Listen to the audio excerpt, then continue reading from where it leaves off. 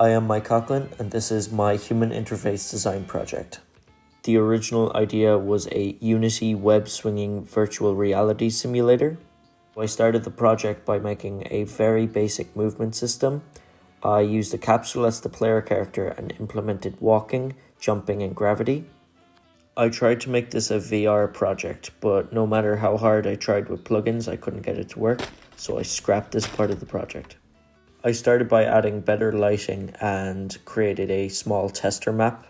The next part of my project was creating precision points, which are little balls that collide with physical space in order for you to know where your webs are going to land. The balls collide with whatever surface is closest to the player within a cone of their vision. I then started work on the web mechanic. The webs are just two boxes outside the view of the player that connect the capsule to the point of contact. I had to follow a lot of tutorials on YouTube on how to get this to work. The player can use two webs at once, binded to both the left and right mouse keys. To test out the web mechanic, I created a larger map.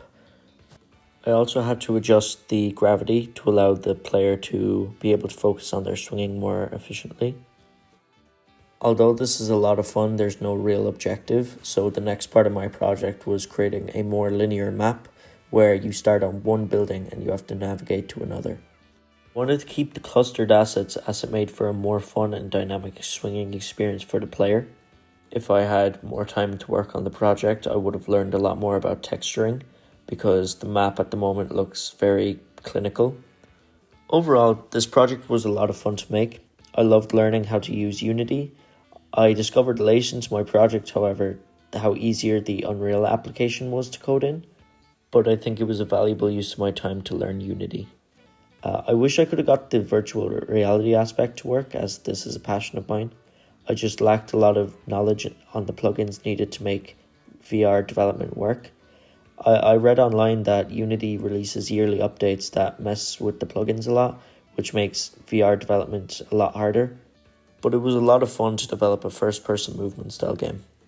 I believe this project to be an extremely valuable learning experience. And I just wanted to give a huge thanks to Joey and Damien for the feedback and support.